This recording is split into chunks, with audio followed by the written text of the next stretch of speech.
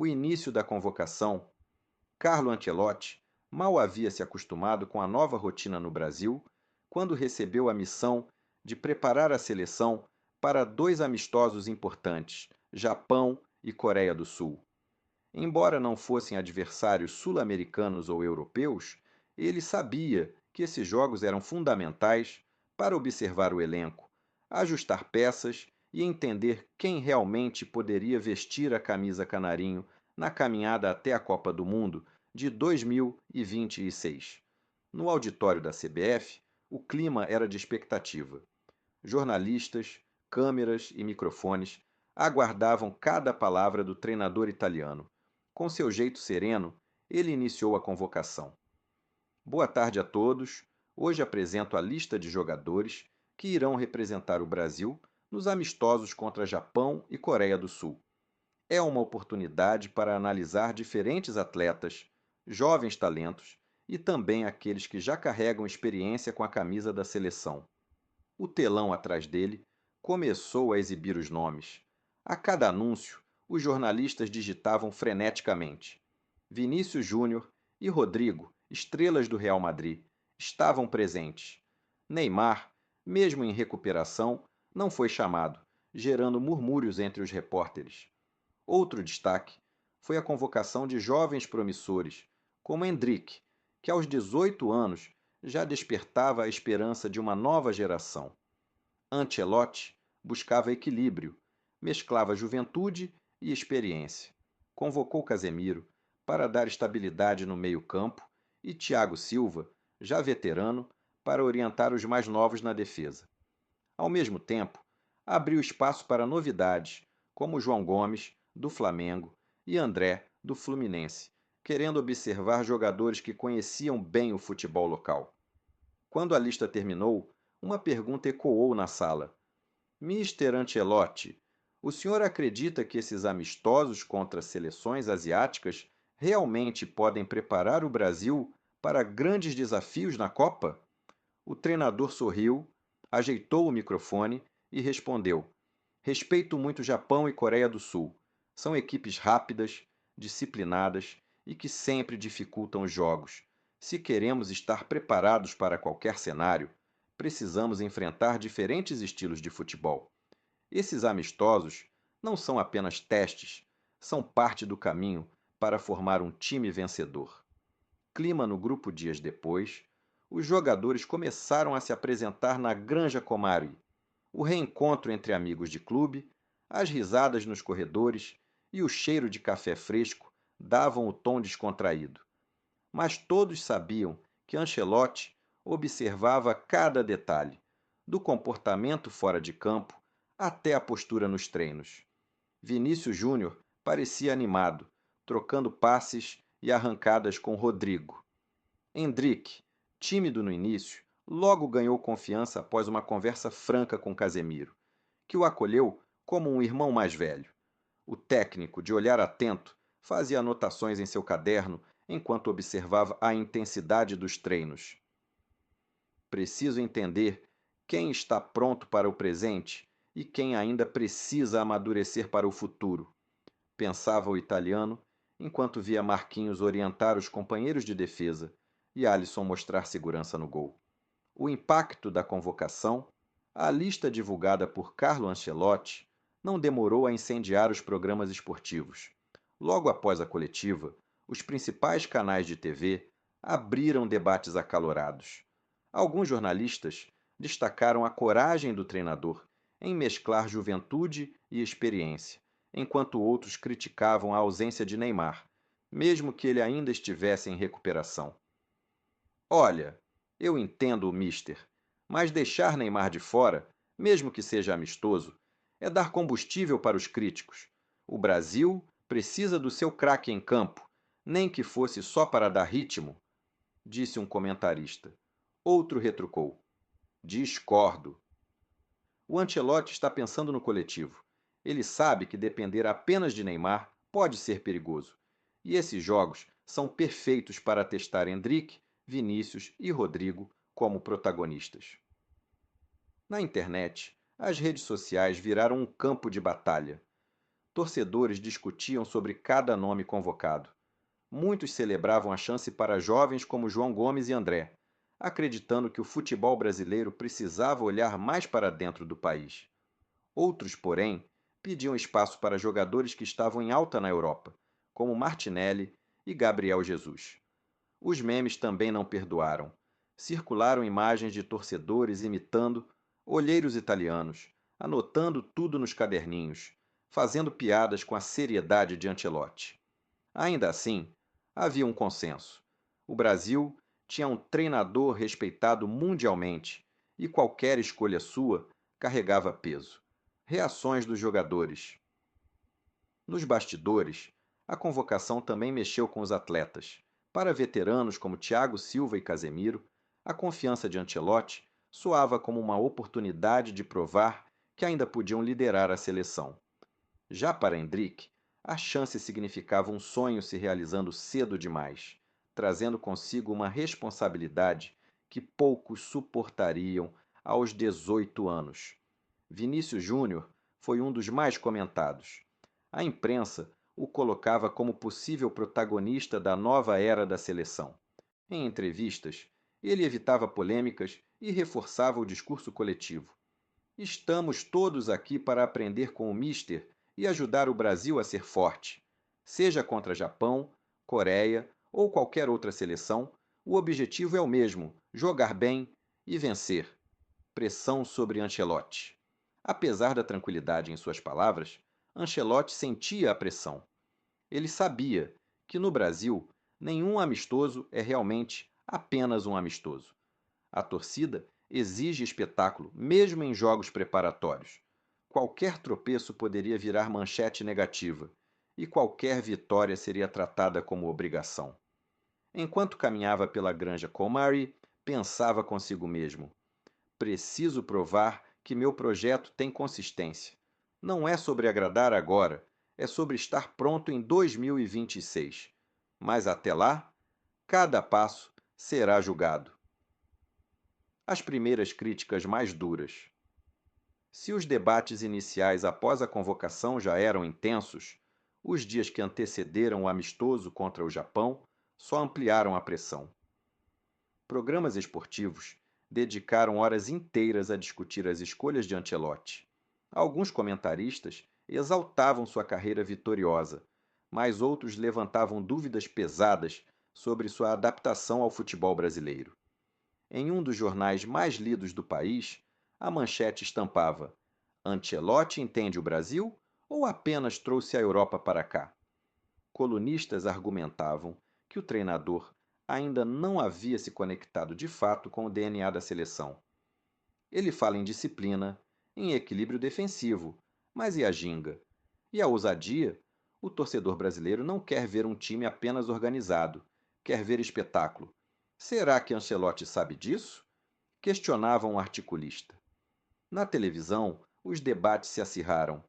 Com todo respeito ao Mister, mas trazer Thiago Silva de novo? O Brasil precisa renovar. Chega de insistir em jogadores que já deram o que tinham que dar. Ah, mas ele convocou Endrick, João Gomes, André. Está equilibrando juventude e experiência. Não dá para queimar etapas. As críticas não se restringiam ao campo. Alguns jornalistas diziam que Ancelotti ainda parecia distante, sem aquela paixão visceral que o brasileiro espera do seu treinador. Ele é elegante, calmo demais, o torcedor quer ver energia, quer ver alguém vibrando na beira do gramado. Será que esse estilo europeu vai funcionar aqui? O reflexo no grupo. Dentro da concentração, os jogadores acompanhavam tudo pela televisão e pelas redes sociais. Vinícius Júnior tentou minimizar. Críticas sempre vão existir. A gente tem que responder dentro de campo. Mas Endrick, ainda jovem, sentiu o peso. Casemiro, percebendo a tensão, chamou-o para uma conversa à parte. Não liga para o que falam lá fora. A imprensa cobra. Sempre foi assim. O que importa é mostrar para o mister e para o grupo que você está pronto.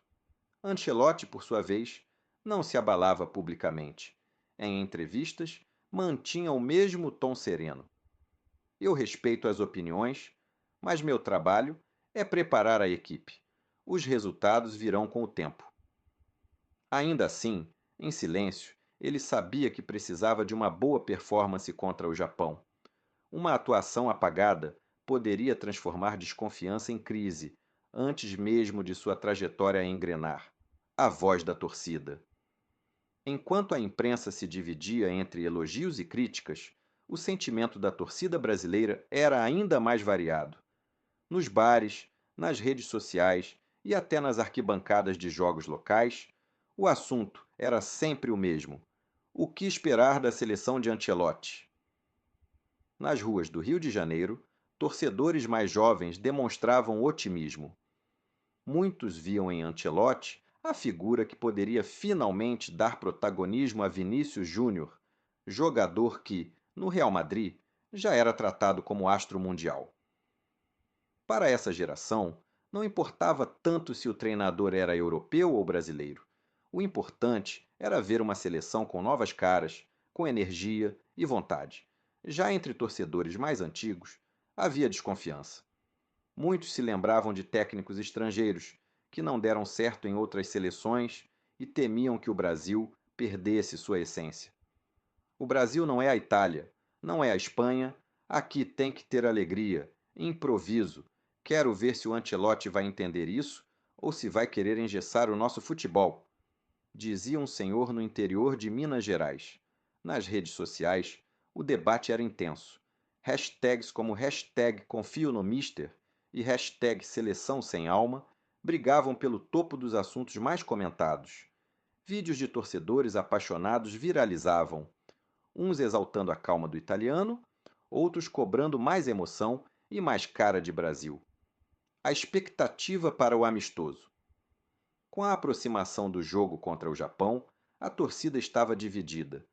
Muitos viam o amistoso como uma oportunidade para dar confiança a Endrick, Rodrigues e Vinícius, que juntos poderiam iniciar uma nova era. Outros, mais críticos, diziam que vitória contra seleções asiáticas não provaria nada e que Ancelotti só seria realmente testado quando enfrentasse adversários de peso como Argentina, França ou Alemanha. Apesar das diferenças de opinião, um sentimento unia todos: a curiosidade. O Brasil inteiro estava ansioso para ver o que Ancelotti faria no seu primeiro teste real. A preleção de Ancelotti.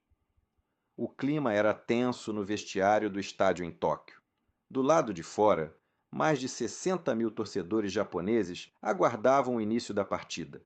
E no Brasil, milhões estavam colados na televisão para ver o primeiro jogo oficial da era Ancelotti. Os jogadores estavam em silêncio.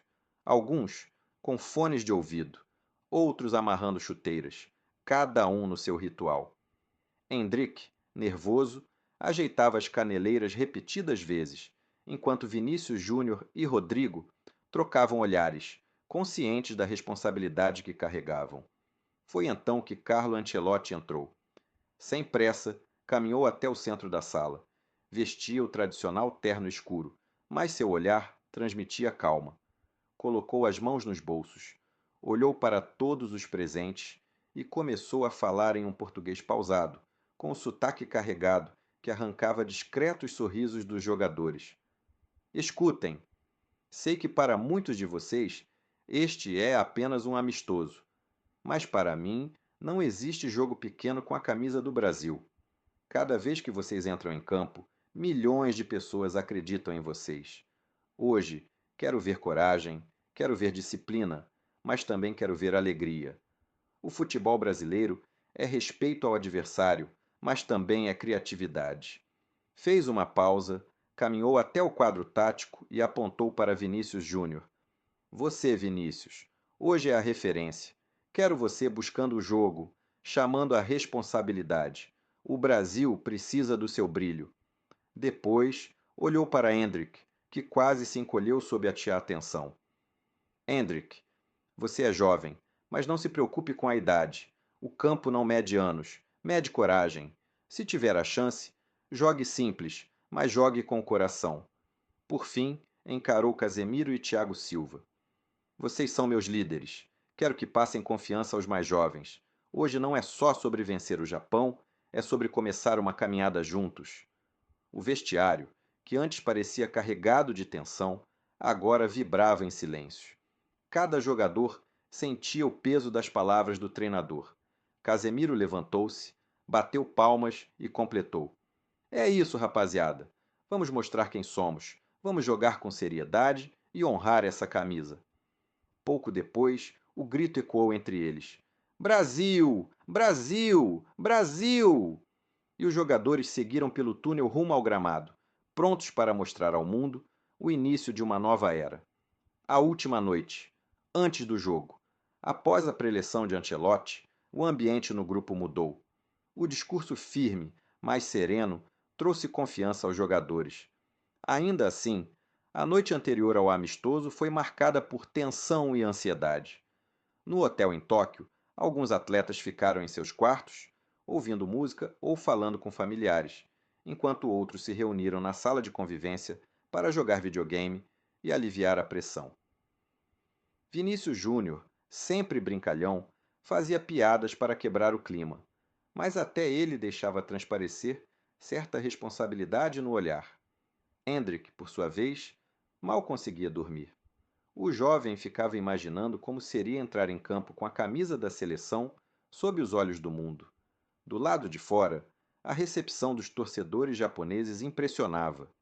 Centenas de fãs se reuniam na porta do hotel para tentar ver de perto os brasileiros. Cartazes com mensagens de apoio a Neymar, Vinícius e até a Ancelotti eram erguidos. O clima era de festa, mas também de expectativa. Todos queriam testemunhar o início de uma nova era. Enquanto isso, no quarto reservado para a comissão técnica, Ancelotti revisava o plano de jogo, traçava variações táticas, pensava em possíveis substituições e até em como poderia testar jogadores em posições diferentes. Para ele, o amistoso não era só sobre vencer, mas sobre observar, entender e construir um elenco competitivo para o futuro. Amanhã, mais do que um resultado, preciso ver personalidade. Preciso sentir quem está pronto para carregar essa camisa até 2026, murmurou, fechando seu caderno de anotações. A chegada ao estádio em Tóquio, o ônibus da seleção brasileira avançava lentamente pelas ruas de Tóquio, rumo ao Estádio Nacional. Do lado de fora, uma multidão de torcedores japoneses agitava bandeiras do Brasil e gritava o nome de jogadores como Vinícius e Neymar, mesmo sabendo que o craque não estaria em campo. A devoção era tamanha que os japoneses cantavam músicas em português, tentando imitar os sons das arquibancadas brasileiras. Dentro do ônibus, o clima era misto. Alguns atletas riam e se divertiam com a cena, enquanto outros estavam mergulhados em concentração. Hendrik, sentado próximo à janela, olhava impressionado para a quantidade de torcedores e comentou com Rodrigo: "Eu nem joguei ainda e já parece final de Copa." Rodrigo sorriu, tentando tranquilizar o garoto. "Acostume-se. Jogar com essa camisa é sempre assim. Todo jogo é final." Quando o veículo estacionou diante do portão principal, a segurança formou um corredor humano para a entrada da delegação. Os jogadores desceram um a um, vestidos com os agasalhos da seleção, sendo recebidos por flashes, câmeras e gritos. Ao entrar no vestiário, Ancelotti foi o último a chegar. Ele caminhou calmamente até sua mesa, retirou o paletó e começou a organizar suas anotações. Enquanto isso, os jogadores observavam cada canto do estádio pelo monitor que mostrava imagens do campo. A grama impecavelmente verde, o estádio lotado e o clima festivo já criavam uma atmosfera de grande evento. No aquecimento, o Brasil foi recebido com aplausos e cânticos. Vinícius Júnior, ao dar os primeiros toques na bola, ouviu gritos ensurdecedores de "Vini! Vini!" Casemiro comandava o círculo de passes, enquanto Alisson orientava a defesa nos exercícios de movimentação. Ancelotti, de braços cruzados à beira do gramado, observava em silêncio. Ele não vibrava, não gesticulava exageradamente, apenas observava com o olhar clínico de quem já tinha visto milhares de jogos. Mas por dentro, sabia que aquele momento era especial. A sua estreia à frente da seleção brasileira estava prestes a começar.